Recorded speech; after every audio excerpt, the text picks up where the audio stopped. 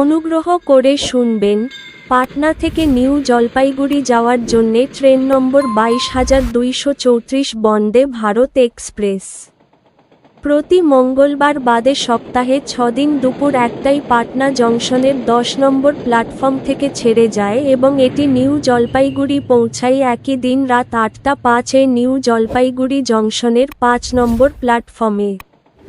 ট্রেনটির মোট যাত্রাপথ 472 কিলোমিটার, যা অতিক্রম করতে সময় লাগে 7 ঘন্টা 5 মিনিট।